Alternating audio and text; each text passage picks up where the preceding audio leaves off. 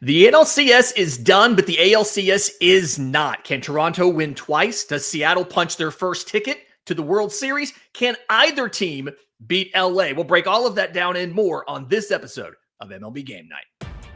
When that final out is made, you know it's time for Locked On MLB Game Night. All the post-game reactions to every game across the league, every single night, with insights only the hosts at Locked On can provide. Prepare to experience game day reactions like never before. Only on Locked On MLB Game Night. Your team every day. Yes, welcome on in to MLB Game Night, where we cover every single game, every single night, as only the Locked On Podcast Network can do it. I'm your host, Lindsey Crosby, host of the Locked On Braves Postcast. You can follow me on the X at Crosby Baseball. That is Steve Lennox, host of the Locked On Red Sox Postcast. Catch him on the X at Lennox on Baseball. And, I'm a little disappointed, Steve, you're not wearing the Montreal Expos hat, because we do have a Canadian focus to the show today. We're going to talk about the ALCS. Seattle is up by a game, 3-2. They head back to Toronto for 2 games starting on Sunday. We're going to talk about what Seattle has to do to win. We're going to talk about can either team beat LA. But first, we're going to talk about the Toronto Blue Jays, because they have the biggest hill to climb here, obviously, being down and being on the brink of elimination. So to do that, we're going to bring in Carter first from Locked On Blue Jays. Before we do that, real quick, today's episode is brought to you by our friends at FanDuel. Right now, new customers can bet just $5. And if your bet wins, you'll get $300 in bonus bets to use across the app. So download the FanDuel app today. All right, Steve, let's get Carter in here from Locked On Blue Jays, because the big question that I think everybody has going into Game 6, Carter, is George Springer. We saw him leave the game last night, fouled a ball off of his knee, looked to be in a lot of pain. X-rays were negative on Saturday morning. What's the sense that you're getting about, will he be in the lineup on Sunday, or is it just too soon to know? Yeah, nothing's been confirmed yet. The only thing that we've seen is that the x-rays have came back negative. There's no structural damage. So this isn't like a major injury. So it's kind of a wait and see feel with George Springer. But if you know George Springer, it is going to take everything to keep this guy off the field. He might roll up in a wheelchair for his first at-bat, and he's still going to take swings for the Toronto Blue Jays. So obviously this guy's been the heart and soul of the team. A huge bounce back year, really the main contributor offensively. Some other guys you can throw in there, but it would be a huge loss to not have George Springer. But I expect him to be back there and in full capacity for that Sunday baseball game. Yeah, he's Carter. tied. Oh, sorry. I was like, he's tied for second in homers on the team with 3 right now, although without Hunter Kirk. Vlad Guerrero is obviously leading with 5. Sorry, Steve. Carter, you knew the series was going back to Toronto for at least a Game 6. 2-1 lead for the Jays going to the bottom of the 8th inning Friday night in Seattle. They scored 5 runs on the 2 home runs. One kind of give an idea from your perspective. Raleigh ties it up with his solo home run, then the grand slam by Suarez. What were you sort of thinking, understanding now, okay, we've got to go back to Toronto, we've got to go back home, we've got to win 2 now rather than just 1 in 2 opportunities? Yeah, still too soon. Still a shot in the heart thinking about that decision that John Schneider made in Game 5. But we knew it wasn't going to be easy. We knew this was going to be a battle. But it's been interesting the way the pitching matchups have been developing. You think with the short rest that Seattle Mariners pitching staff had in Game 1, Bryce Miller going off 3 days rest, he has one of his best performances all season. You look at Logan Gilbert, you look at Trey Savage, maybe you have Trey Savage a little bit favored in that. The Mariners get that done too. And then the Mariners roll out 2 of their best pitchers, and the Toronto Blue Jays kind of jump all over them. So the pitching matchups has kind of gone the other way. What you thought one team might have an advantage, it hasn't really gone that way. So the significance of Trey Savage being at home is obviously massive. You can almost guarantee that you're going to add 2 miles per hour to the fastball just because of the nerves, the atmosphere. The Rogers Center is going to be on the loose, so he's going to have him on his backside there. But he's going to be able to feed off the Rogers Center, and it's going to be massive for him to have that home stadium kind of behind him. And hopefully they can get the fans involved at the Rogers Center early, so Trey Savage can kind of feed off that and hopefully ride that momentum through his start. Having him at home was the thing that I thought the most about, because we heard this talking point in the Yankees series about how the Yankees have the fancy Tragic pitching machine where they can replicate any pitcher, but it doesn't travel with them. And so throwing to Savage at home meant he gave 5 1/3 hitless, scoreless innings, 1 walk, 11 strikeouts. Is there any concern that Seattle's already seen Savage and they had some success against him as far as 5 runs on 4 hits and a walk? I'm sorry, and 3 walks in that 4 innings on October 13th? I think the concern is just with the command, because when Trey Savage has struggled, even when he's progressed throughout the minor leagues, when he went to AA, went to AAA, it's really been a command issue, and it's been the walks. With Trey Savage, like the unique arm angle, you're going to see that everywhere. But really, what plays is the splitter, and the splitter is going to play a lot better if you get ahead in counts. So what's going to really be, I think, the focal point is that fastball. Can he locate the fastball early in the count and not just locate it, over the middle? Can he hit his spots? Can he be on the outside parts? Can he make effective pitches? Because this Seattle Mariners lineup has kind of been a ticking time bomb. We've been waiting really all playoffs to see when the home run power was going to come, and we finally started to see that. So, yeah, it's going to be up to Trey Savage and that command, specifically on the fastball, I think, is really going to elevate his play and hopefully give him a very good start for the Toronto Blue Jays team. When it comes to Savage and the storylines that have been told since he got up to the big leagues, what's impressed you the most? Because this is a young man who's got tremendous poise, and it doesn't seem like the moment is too big for him from the regular season starts in his major league debut to what he's done so far in the postseason. It's just the way he carries himself and handles himself. Like, even in the media, like, he's very open, very talkative. Like, he seems confident in what he's doing. And my favorite part of Trey Savage this year is that there's a timeout called in the middle of an at-bat, and he doesn't even move. This guy is stone cold like a statue. And that is right there where I was all in on Trey Savage. You can tell that the moment is not going to get too big for this guy. I mean, he's going into this playoff series. It's an ALCS. This is going to be his 6th major league start. Like, it's absolutely insane what this guy has done. So if you've been doubting Trey Savage throughout this year, he's proved you wrong every single time. Why doubt him now? Why not be on his side? He's proved everybody wrong. Let's continue with this guy. It's a rookie that has a unique delivery and has been effective for this baseball team. He's been the number 2 starter, to be completely honest, for the Toronto Blue Jays starting rotation. And nobody would have had predicted that earlier on in the season. So with Trey Savage, the uniqueness in the arm angle is going to play. It is a little bit unfortunate that you did already have one game. The Seattle Mariners got a little bit more familiar with them, but I think with that uniqueness, it's really going to be hard to pick up that splitter or the fastball if they are effective. Yeah. All right. So fast forward to Monday night. We're doing Locked In MLB Game Night, and we're talking about Toronto somehow won both of these games, and they're heading to the World Series. What are we talking about? This is the thing that happened that gave Toronto 2 victories when they were on the brink of elimination. What is the X factor that has to come up in the next 2 games for the Blue Jays to move on?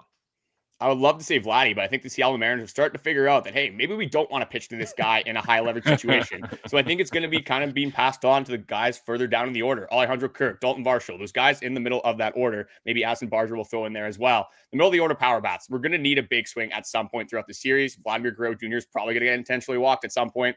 It's been Alejandro Kirk, then Varsho, and then they've kind of mixed and matched this next guy. But it's going to be up to those 3 guys when they're going to have opportunities with runners on base. And it really comes down to the offense. We've seen what this pitching can do. The bullpen has its scary moments. The starting rotation has some woes. But if this offense puts up 4 to 5 runs, you're going to be very confident that the Blue Jays can win a baseball game. So I think if this goes to the World Series and the Toronto Blue Jays get there, it's going to be because the offense showed up. So if they do get to the World Series, can we see Bobby Bichette back in the lineup? Oh, man, I hope so. Because throughout this series, there's been so many opportunities where the 4-hole hitter, which is Bo Bichette's spot, has come up with runners on in a big moment. Instead of Bo Bichette, it's been Alejandro Kirk, been Dalton Varsho, been some of these other guys, which isn't the worst thing. But obviously, Bo Bichette, having him in the lineup would be huge for this baseball team. So you got to hope. That video we saw of him running was definitely not encouraging, but it's been a while. You get a little bit more time between then and Friday. So you got to hope that if they get there, Bo Bichette will be available. Yeah. Thank you, Carter, for the fantastic content. Everybody at Locked On Jays, you can follow all of Carter's work. Check out Locked On Blue Jays wherever you get your podcasts. They're going to be breaking down every single game, all of the action, hopefully through the World Series. Carter, thanks for your time. Thank you, guys. Yeah, always a pleasure. In just a minute, we're going to talk about the flip side of this, the Seattle side of this. What has to happen for the Mariners to make their first World Series in team history? We'll discuss that next, right here on MLB Game Night.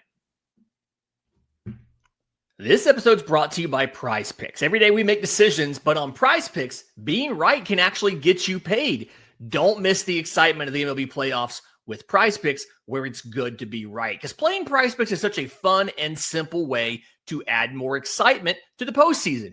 You just pick more or less on player projections, like Shohei Ohtani's total bases, or Vlad Guerrero hitting a home run, and you're in the game. I love how quick it is. You can make your lineup in just under a minute. It's fun to follow other players in the app and copy their lineups with one click. and they have a super cool thing for football called stacks. So if I want to ride with a player, I can select their pass yards, their rush yards, and touchdowns all in one lineup. So download the Prize Picks app today. Use code LOCKEDONMLB to get $50 in lineups after you play your first $5 lineup. That's code LOCKEDONMLB for $50 in lineups after your first $5 lineup. Prize Picks. It's good to be right. Welcome back to MLB Game Night. Lindsey Crosby, Steve Lennox. All right, so fantastic stuff from Carter. Again, go check out Locked On Blue Jays wherever you get your podcasts. I want to turn the tables over to the Seattle Mariners. This is the closest they have ever been to the World Series. They've made the ALCS a couple times in their past. They lost 4-1, 4-2, things like that. They are up 3-2. I think the biggest question for me, Steve, Logan Gilbert is on the mound on Sunday with a chance to clinch their first ever World Series. Does Dan Wilson give him plenty of run, or is this something where Wilson's going to be very quick to go to the pen and try to shut down any potential rally before it happens so that you don't have to see a Game 7? I would trust Logan Gilbert over just about anyone out of that bullpen. You're not bringing, Munoz in the 4th, 5th, 6th innings in what might be a high leverage situation. I really do think you need to trust him. Now, the leash, there's a new definition of a short leash because Bryce Miller gave up the one base runner and he's done in his outing and on Friday night in game number 5 in Seattle. I think you've got to be able to allow Gilbert to go. What success, is the winning team in game 6, you Savage going 5 or into the 6th inning, or Gilbert doing the same, whoever's starter goes a little bit longer. Is that success? I don't know anymore. But Gilbert's lined up. There's still TBA, to be announced, TBD, to be determined. But I like this guy a lot. I mean, we talked about him in the regular season as he was coming back from injury and all the different things. All-star, in previous seasons. I like him, and I would just love to see both starters, give length. What is length? Give me 5. Give me 5. Don't even give me what is qualified as a quality start, 6 innings, 3 earned runs or less. Give me 5 good innings, then hand it over to the bullpen. Yeah, it feels like Seattle is clearly at the disadvantage if this gets to Game 7. I do think that kind of, you have to balance the need to go to the pen and push for the win in Game 6 versus you're not going to burn those guys unless you use them too much. I mean, it's a back-to-back. Everybody does back-to-backs in the regular season, but you don't have another day before Game 7 if it does go to a Game 7. So I think the big thing that's going to tell us, when we see the Seattle Mariners go to the pen, the big thing is always them pulling Matt Brash. What part of the lineup is he facing and when is that? We know, and you touched on it, Munoz is going to pitch the 9th, right? They're going to hold him to the save situation. But it feels like Matt Brash might be the only guy they really trust in that pen outside of Munoz. And we saw this, I think it was yesterday's game when we talked about this, where they went to him early for the number 8 and 9 hitters in the Toronto lineup. And I thought, okay, maybe you should have waited into a more threatening part of the rotation. And I do think you have to kind of fight that urge here. I want to ask you the same question that we asked about Toronto. If Seattle punches their ticket on Sunday or on Monday to the World Series, who is the guy that we're going back to and we're saying that is why Seattle's in their first ever World Series? Who is getting the credit for stepping up and putting the game away in Game 6? And you sort of posed it before Game 5 when we had our show on Thursday. You took Cal Raleigh, and he had the game-tying home run. I took Julio Rodriguez. They moved him into the leadoff spot. I don't, and Carter sort of alluded to it, I don't know how either team pitches to Vlad Jr. or Cal Raleigh in Game 6 or Game 7. I just don't. Why would you? Yeah, you've got to let, and Suarez had the grand slam. You've got to let other guys, anyone else in that lineup beat you outside of Raleigh and Vlad Guerrero. I think the guy I'm going to say, if it's somebody on offense, I think I'm going to say Jorge Polanco. He's tied for second on the team in the postseason with 3 home runs, but he's not walked a ton. I think he has like 4 walks and 40 postseason at-bats. He struck out like 11 or something times. He feels like the guy that is the good balance of you're not scared that he's going to beat you, right? You'll walk Raleigh to get to Polanco, but Polanco has enough pop and clutch and surprise in his bat where he can get that big hit. He can get the double down the line. He can get the home run and do that. So I guess if I have to pick somebody, feels like you're going to be really cautious with Rodriguez. You're going to be really cautious with Raleigh. You're going to be cautious with Eugenio Suarez after the Grand Slam. Jorge, like you can't be cautious with everybody. And Polanco's profile feels like it's one you're not afraid to attack him like you are sometimes afraid to attack Raleigh or Rodriguez. So I won't take Julio Rodriguez. I won't double down on that. I'm going to take J.P. Crawford at the bottom of the lineup.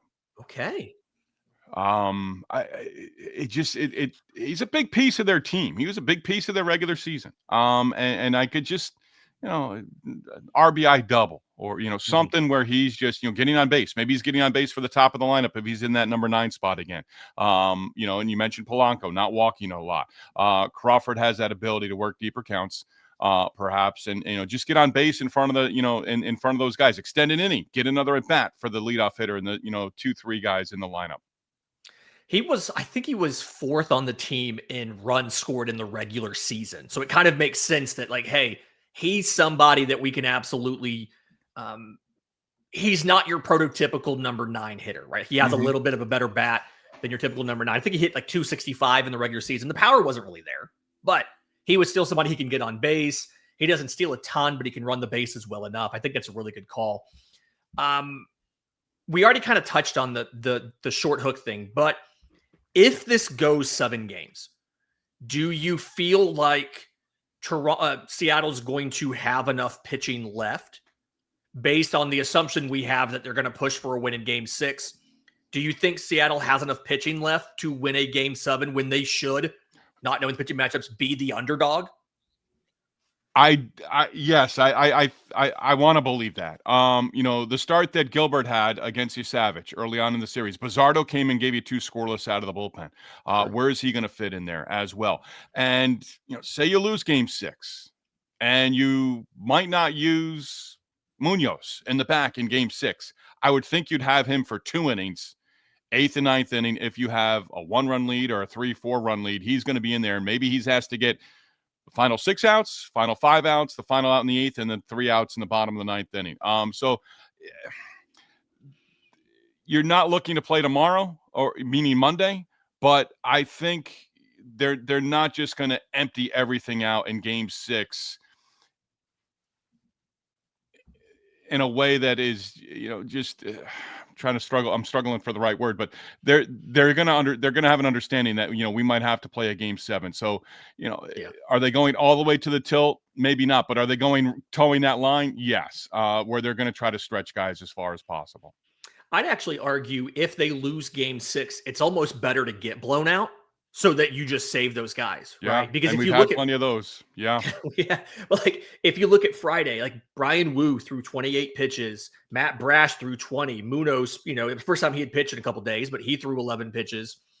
It almost feels like if you're going to lose Game 6, lose Game 6. Get blasted a little bit so you can save all of your arms for Game 7. Obviously, you don't want to lose Game 6. You want to win Game 6.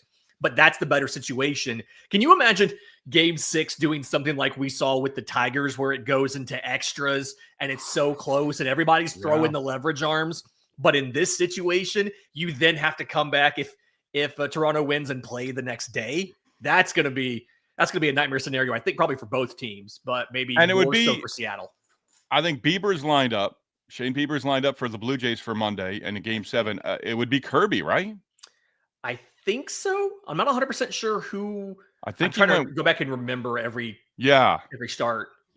I believe he would be the next guy if you look at the game log. And he's going to want to redeem himself after his last outing.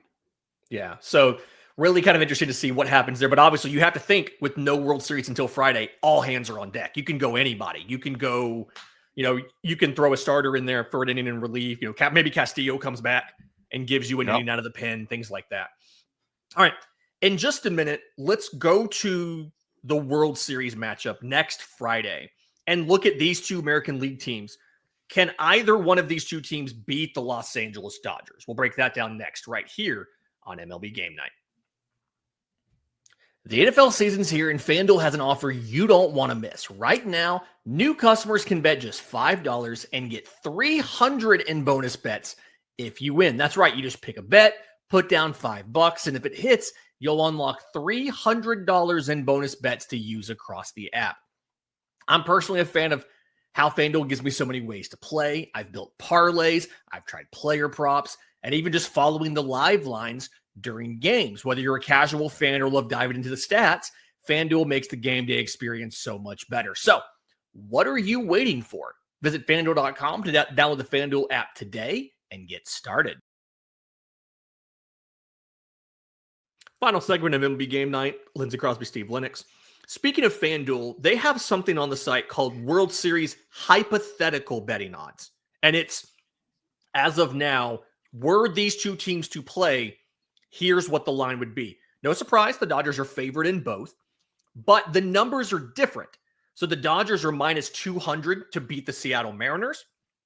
The Dodgers are minus 215 to beat the Blue Jays.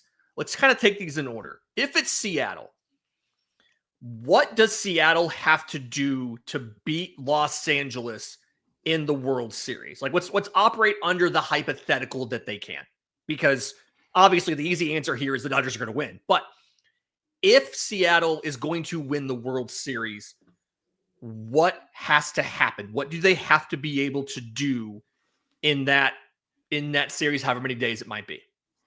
So the Dodgers would have home field advantage over Seattle, but they would not have home field advantage over the Blue Jays. Get into the bullpen. Yeah. Do not allow the Dodger starters to do what they did in the Milwaukee series. And I even went to bed last night thinking, was it the Dodgers starting pitching and it's falling into place for them where they've got guys healthy and ready to go, or it was just the anemic lineup that the Brewers brought to the series and they just had guys go into funks at the wrong possible time. Get into the bullpen for Seattle. And again, let your starters, have your starters. Maybe you're not going to match them, but you've got to be able to get 5. You can't, and they're going to be somewhat rested. There'll be 3 days. If it goes 7, Monday night, ALCS Game 7 in Toronto, you still have 3 days to line things up. And remember, Seattle going into the ALCS, they had to go Bryce Miller, and they got a great start from him in game number 1. But you also have to take care of, if you're Toronto, you've got to do all you can do in terms of splitting at least, winning at home. And if you're Seattle, you've got to go back to Seattle 1-1 in the series. You can't let the Dodgers go up 2-0 in the series. It's funny you mentioned, get to the bullpen early. I think about what usually happens in those situations that you can control, right? Like if the opposing team just can't throw strikes, that's one thing. But I'm like, okay, you're usually getting a bunch of base hits. You're working deep counts. You're running the pitch count up. If you go to the regular season numbers for these two teams, the Seattle Mariners had the 20th best batting average at 244 with a 320 on base. The Blue Jays had the number 1 batting average in baseball at 265. And if you look at the postseason, it's even like more significant. The Seattle Mariners have a 211 batting average in the postseason, a 301 on base. The Toronto Blue Jays have a 293 average in the postseason with a 350 on base. It feels like, based on the performance of these teams, Toronto's the one that might be better suited to get deep in, get high pitch counts on the Dodgers' arms and get to the pin. But the question I think I have, do we trust Toronto starters to keep the game close? Like I feel like we trust Seattle starters to keep the game close. Like if I'm having to choose between Bassett, Yasavage, Scherzer, or Gausman, Gausman, yeah, or I'm over here in the flip side of this is I'm deciding Miller, Kirby, Gilbert, Wu. I feel like I maybe lean a little more Seattle as far as being able to Really? keep this series close. And I don't know if I have the trust in the non Kevin Gosman Toronto arms to keep up with LA. Yeah. Yeah, I lean a little bit towards Toronto because of Gosman. And going back to some of those numbers you did there, that those Seattle numbers, that 15 inning game, that really hurt them That in did, yeah, terms that of did. batting average and on That base. did. And remember too, with the Blue Jays, one less series, not being in that wild card round as well. But yeah, I think I think the innings, or sorry, the game count was 10-9 on that. okay. Seattle's So played it's 10 okay. games, Toronto's played So 9. it's okay. The difference in Um, at bats is like 25 at bats difference. So it's I think we're significant, but yeah. I think we're a little scarred right now. Everyone's looking at the Dodgers like they're the big bad Yankees who won 3 in a row in 4 or 5 World Series 90s to 2000. Right. They can be beaten. Remember, this the highest payroll in baseball, one of the highest payrolls in baseball. Injuries during the regular season, but they didn't have 97 wins like the Milwaukee Brewers. They had some warts during the course of the season. Ohtani's finally back in pitching. We saw what he did in game, in game 4 to clinch the NLCS. But if you can get the Dodgers on their heels a little bit, and all of a sudden, hey, Ohtani before the 3 home runs and the leadoff triple in game 3, he was Hadn't done much. late. Yeah, so it's a lineup that can be pitched to. But, again, this isn't the Brewers. This isn't a walkover 4 in a row. I think Seattle, LA, Toronto, LA, I just want deep series. And I think both of those teams could absolutely do it. 5 or 6 games. A little bit of a eating crow here for me. Pulling up in the postseason so far what the starters have done. Seattle starters are 2-2 with a 4.26 ERA, 1.26 WHIP. Toronto starters are 4-2 with a 3.21 ERA and a 102 WHIP. 102. Wow. So Toronto's starters have been more than a full run better than Seattle starters. I think I'm still going a little bit off of reputation, more so than actual production so far in the postseason. Yeah. It's a little bit of a couple there. But flip side of this, LA starters in 10 starts are 7-1 with a 1.40 ERA and an 0.75 WHIP. They've been absolutely just about untouchable. Yeah. And I don't know that a lot of people saw that coming for them in the postseason. I mean, they struggled so much. I really feel like you almost do a disservice if you talk about the Dodgers in the context of they only won X number of games in the regular season because of the injuries and because they're clearly, I'm not going to say they don't care about the regular season, but their end goal is not winning regular season games. Their end goal is clearly, we just have to get to the postseason with as many healthy arms as possible, and we're going to be a juggernaut. So that's healthy and fresh. I mean, they're fresh. I mean, I don't know what, velocities, where the fastballs are right now, but I mean, some of these guys are, Ohtani, I mean, all of a sudden, lower innings counts. Yeah. Yeah, he may be able to go 100 pitches in game 4. And he was right there. He's right at that number just about. Let me kind of one last question on the matchup between these teams.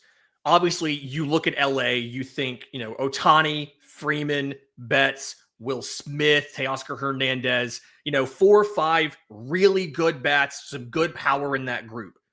Out of Toronto and Seattle, who do you feel offensively, from a power perspective, is best suited to go toe-to-toe with LA's lineup in some sort of shootout? Let's say the pitchers have a bad day and you're just popping home runs. Who is better equipped to win that kind of game? Is it Toronto? Is it Seattle? There's the old line, hitting is contagious. And with the Mariners and Blue Jays, I've been thinking about this for a while. Home runs are contagious. It seems like, they hit one, they're hitting a couple. They're hitting 2 or 3 in a game. And that's on both sides.